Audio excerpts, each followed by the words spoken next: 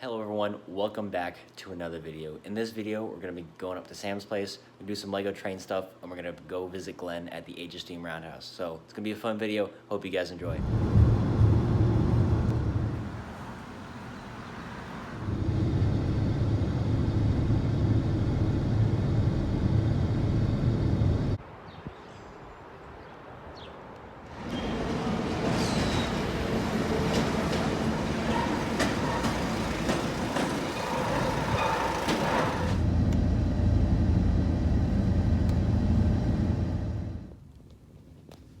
Made it to Sam's place. It seems like every time I do a vlog, it's like the first time Sam's seeing a new. Because you build them too fast. I don't build things too fast. I just Wait a second. This says D16S, not D16SB. Oh my god. I want to sue.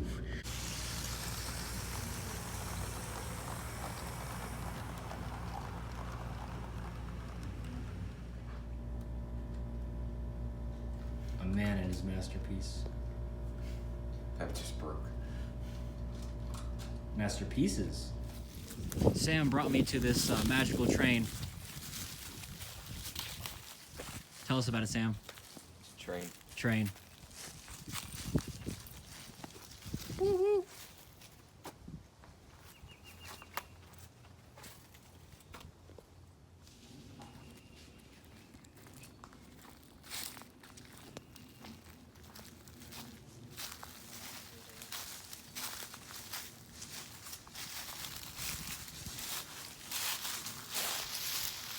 Say hi, Sam. Hi. Wouldn't be a Strasbourg 01 vlog without working on Sam's pride and joy.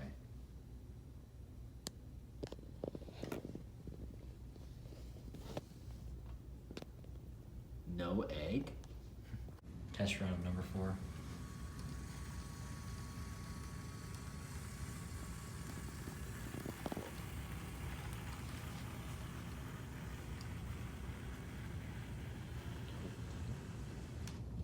What do you want? I don't. You're giving me hand signals. I don't know what you want. Oh. On the way in Age of Steam.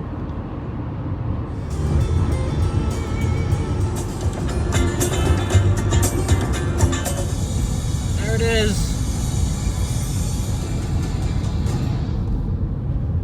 We made it. Trains. This is crazy, guys. This is like my first time being here. Sam's been here before, but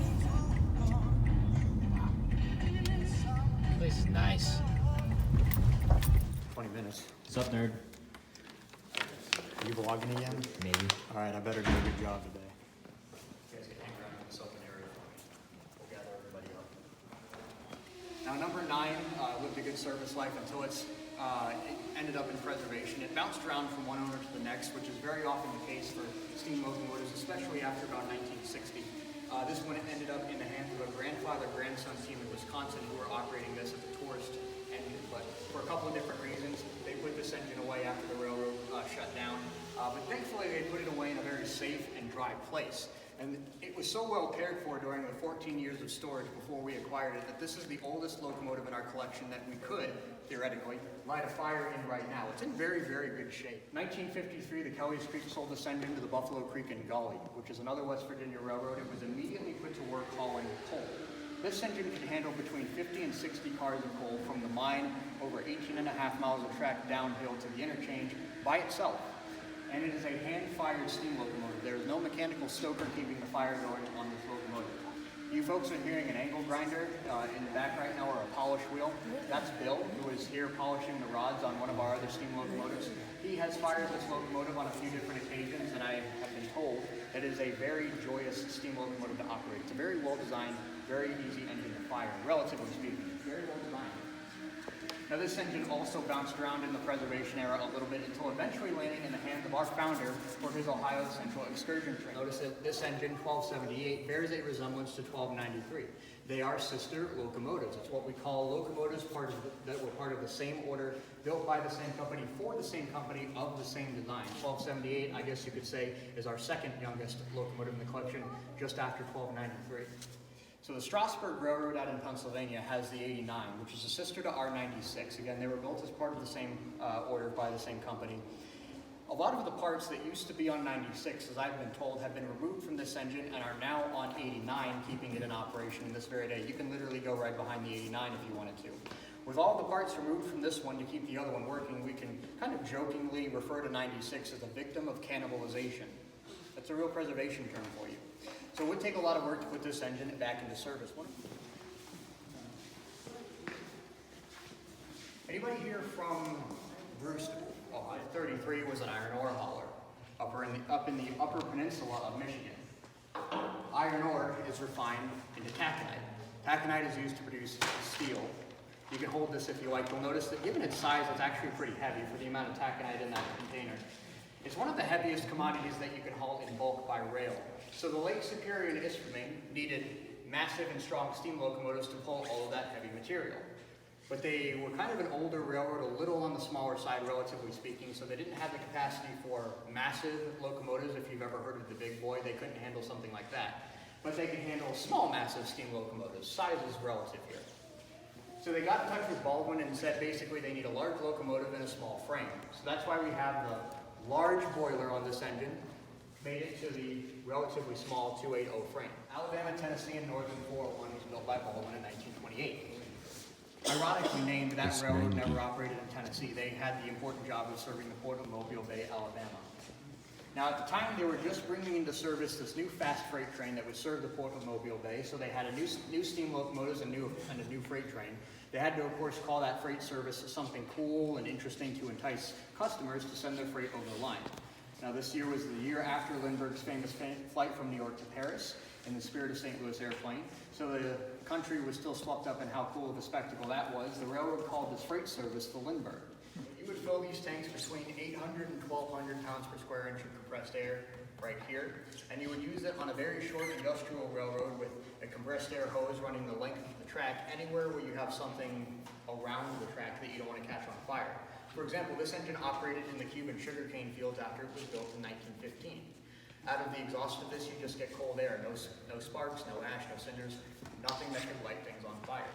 And this is one of the stars of the military program, the military event that we put on here every year at the Roundhouse. It's called Steam to Victory. We'll do it again this year in September.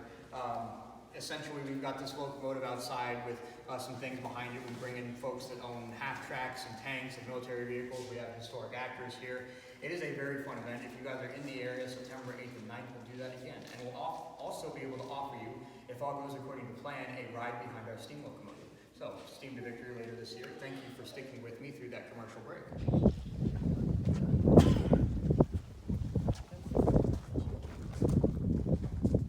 Which will be the largest engine when it gets here. That is just the tender. And it's just about as big, if not bigger, as some of our diesel locomotives in the collection. The engine is bigger than that. When both of those are here and put together, they're 112 feet long and they weigh certainly more than 450 tons. The official weight is the point of some contention here recently, but 450 tons, let's say. Absolutely massive piece of machinery.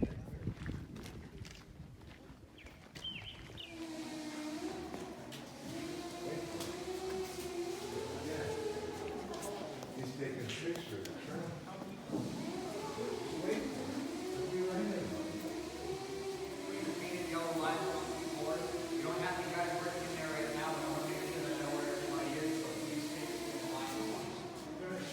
There she is. Sam's happy.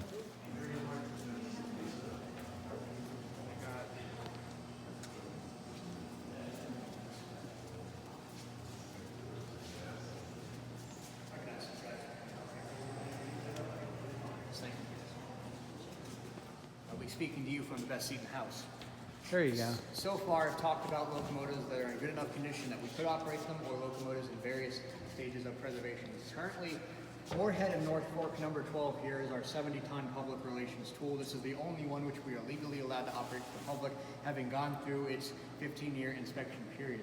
Actually, this is the first locomotive that we have done the 15-year inspection from start to finish in this facility here in Sugar Creek. Wonderful little engine to operate. I haven't had a whole lot of experience with it myself. I'd like to someday, but I probably know enough to be dangerous, actually dangerous. But we do fire this up on occasion.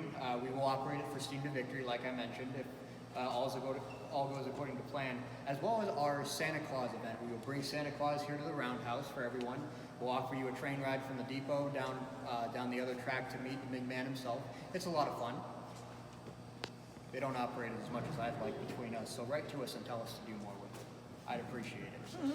We also do a couple of photography events here, and again, not as often as I would like, but we did one here in May of last year, which I had even more appropriate period attire on than I do right now. Looking the part of a 1940s railroader operating this engine, or helping, I had the time of my life. It was a lot of fun. Anyway, while we used this engine until 1953, they sold it to the Wairika Western out of Northern California, another small freight railroad. And they leased it in 1971 to the Oregon Pacific and Eastern out of Cottage Grove, Oregon. From there, it also went into the star in a couple of movies. This is our other movie star. The first of which was Emperor of the North, starring Lee Marvin, Ernest Borgnine, and Keith Carradine. It's a 1973 film that very well details the lives of American hobos and railroading during the Great Depression.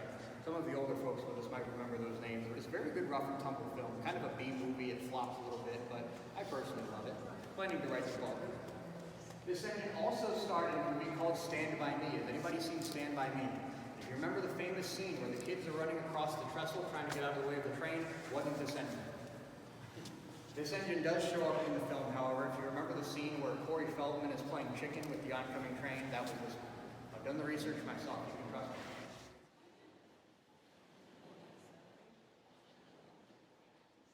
By comparison, so if you're burning anthracite in a steam locomotive, you need more fire space to produce the same amount of heat. That's why the firebox on Reading 1187 is so wide. If you look at the firebox, or if you look at it straight down from the front to back, you'll notice the firebox kind of sticks out like this.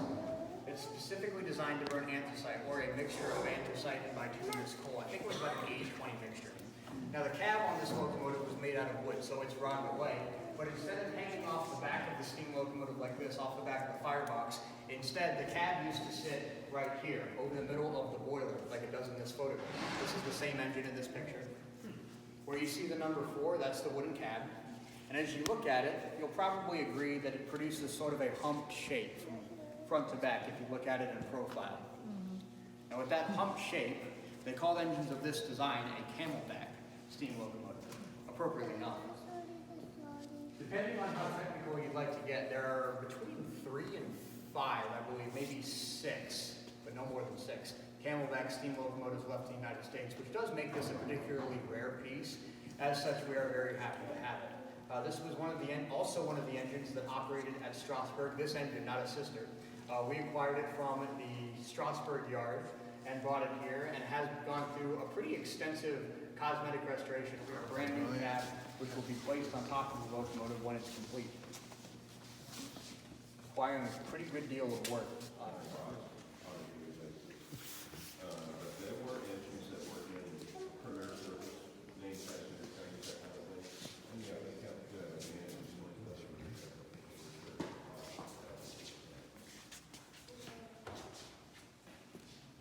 To wrap up our time together with the last 2 locomotives in our collection here at Sugar Creek, between stalls 4 and 5, where we house our War Baby steam locomotives. These were both built during the years of World War II in the United States and immediately pressed into that wartime traffic service right after completion. We'll start here with 763. This is the only Lima-built engine in our collection, built in Lima, Ohio by the Lima Locomotive Works. How many times can I say Lima in a sentence? Built in September 1944 for the Nickel Plate Road, or the New York, Chicago, and St. Louis as they were more formally known. They were a connecting railroad between Chicago and St. Louis in the west. They handled primarily a lot of perishable food items along a southern route along the edge of the Great Lakes to Buffalo, New York in the east. And handling this perishable food, engines and trains over the nickel plate system had to really fly. And engines like 763 could certainly get the job done one day to the next at 70 miles an hour without breaking a sweat. This engine could produce more steam in the boiler than you will ever use in operating the engine. That was literally a design parameter before the engine left the drawing board. I called a free steaming locomotive for that reason. Among the most modern, efficient, capable steam locomotives ever built in the United States. I will argue that with you if you like. If anybody's drinking coffee, Felix, say hi. He says hi. See, he said hi. Just finished up the tour, about to head back in. Got a little box. Wonder what's inside. You want the lights on a minute? Yeah, turn the lights on. We're back after hours. What's in the box? Oh, what's in the box, man?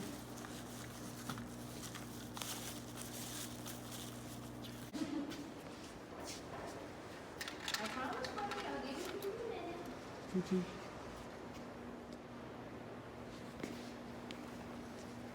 I'll be right with you. I hear you, toothless. I'm hungry. All right, you want... Leaving Age of Steam. My camera would focus. No? Yeah, we're leaving Age of Steam. Say sad, Sam. Sad. We're back at Sam's. Been a hot minute since we got back. We already did a little Q&A live stream. Now Sam's showing off his W&W passenger cars. Waynesburg, Washington. There's so many W&Ws out there. I just wanted to clarify. Oh, yes. Yeah, Wellington, Western. There's a couple other W&Ws I just can't think of off the top of my head. It's narrow gauge, by the way. I don't know if I said that, but yeah. Cars just look so cute. Makes me want to do some narrow gauge stuff.